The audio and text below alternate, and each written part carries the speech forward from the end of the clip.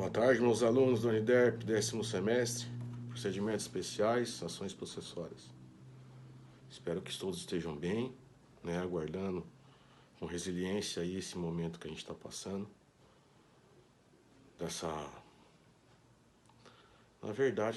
desse recolhimento aí, obrigatório, involuntário, né, em razão desse coronavírus.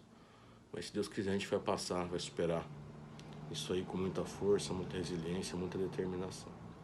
Bom, como vocês podem ver, está num clima mais informal, né? Estou em casa, não estou no escritório. Estou até falando para vocês que até meio justificando que se eventualmente vocês ouvirem alguma criançada aí gritando, brincando, não reparem não que são os meus filhos e hoje particularmente eles estão demais, mas faz parte. Não tem erro não. Bom, vamos lá. Dando continuidade então à nossa aula, a gente tinha falado no último tópico sobre o litisconsórcio passivo, todas aquelas circunstâncias de pluralidade de invasores numa eventual propriedade ali que você tinha posse, enfim. E agora o nosso próximo tópico vai fazer menção à possível cumulação de pedidos pela parte autora. Por quê? Você pode, com uma ação possessória, vir a discutir, tentar resguardar, preservar, não somente a sua posse, mas também eventuais indenizações e eventuais frutos. Como assim, professor? Vamos lá. Imagine que você tem aí a posse de uma fazenda. E eu sempre gosto de usar esse exemplo de movimento sem terra porque ele é muito fácil de visualizar. Então, mas se é uma fazenda, o movimento sem terra foi lá, detonou o seu trator e acabou com a plantação de soja, por exemplo. E aí? Como é que você faz? Tudo bem, o principal objetivo é justamente você demandar a proteção possessória para ter a sua propriedade de volta. Agora, como é que fica essa questão do trator que foi danificado, do soja que sua plantação que foi ali arrancada, que foi danificada? Como é que fica? Em razão disso, é possível que você cumule com a sua ação possessória, tá? Alguns pedidos. E isso nos remete ao artigo 555 do CPC, que diz o seguinte: é lícito ao autor cumular ao pedido possessório o de condenação em perdas e danos e 2. Indenização dos frutos. Parágrafo único. Pode o autor requerer ainda imposição de medida necessária e adequada para evitar nova turbação ou esbulho, cumprir-se a tutela provisória final. O que isso quer dizer? Não é porque você está pedindo sua proteção possessória que você vai poder pedir só isso. Ora, se você deixou de ganhar alguma coisa, se você merece ser indenizado por algum prejuízo que você teve, por algum fruto que você deixou de receber, aí seja um exemplo dos frutos da própria colheita, de algum imóvel que você deixou de locar, enfim. E ainda pedir a proteção para que isso não ocorra de novo. Outro exemplo, posição de multa. Então, senhores, é possível que além de pedir a proteção processória, você possa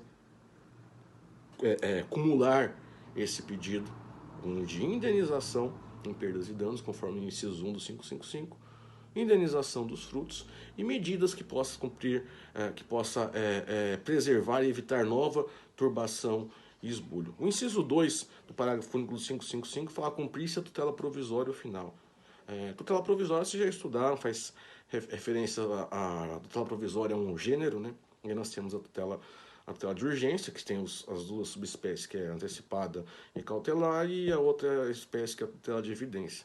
Né? Mas, independentemente se a decisão seria liminar, como no caso das tutelas provisórias ou finais, então você ainda pode pedir também, né, que o juiz adote medidas para impedir uma nova ameaça à sua posse. Um exemplo, imposição de multa.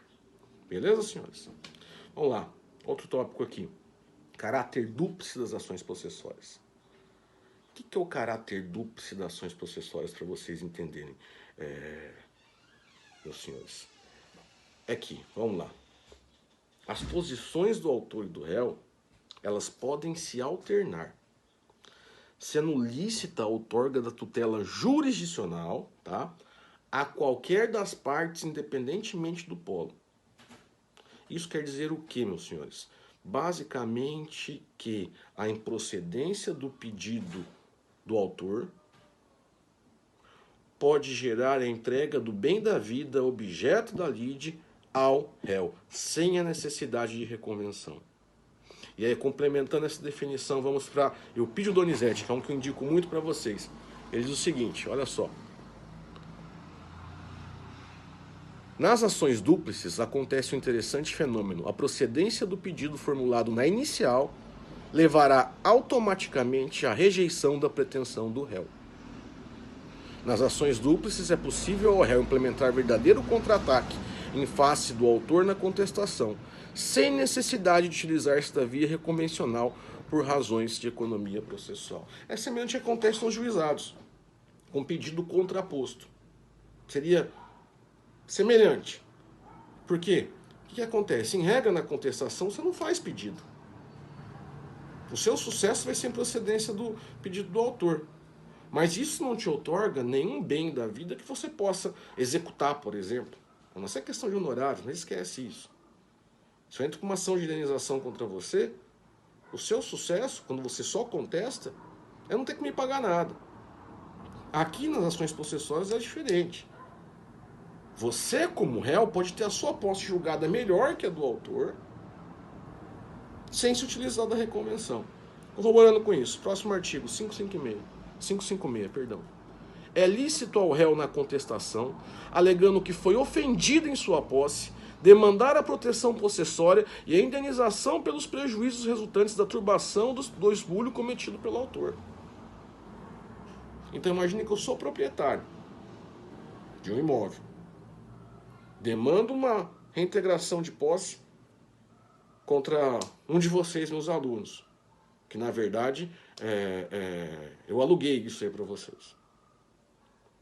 E na contestação vocês falam o seguinte, não. Por mais que o José Luiz seja proprietário, ele não tem a posse, porque tem um contrato de locação.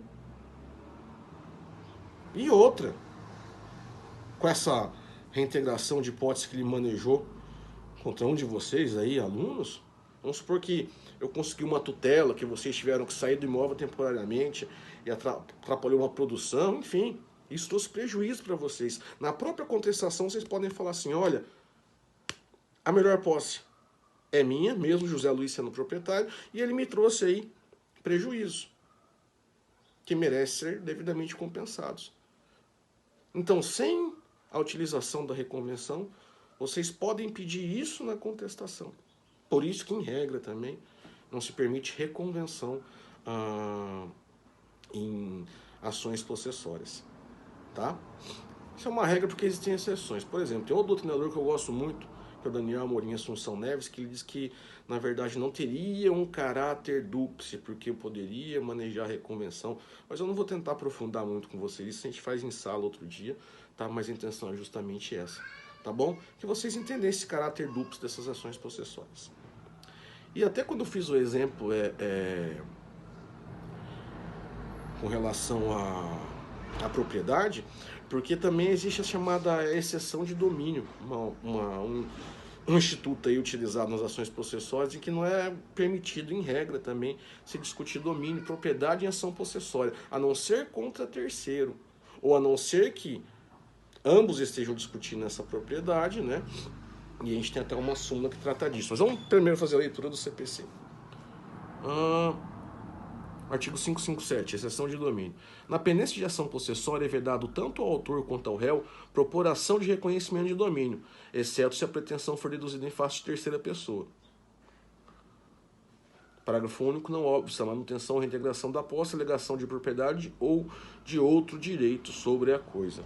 Tá? Então, basicamente é vedado você propor ação possessória assim com base na propriedade, que o réu não pode alegar propriedade como matéria de defesa, buscando proteger o possuidor do proprietário que o esbulha, enfim.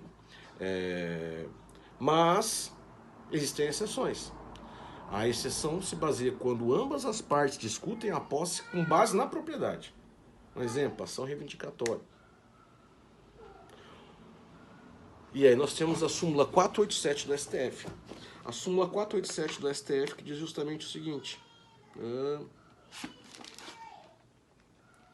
Súmula 487 do STF.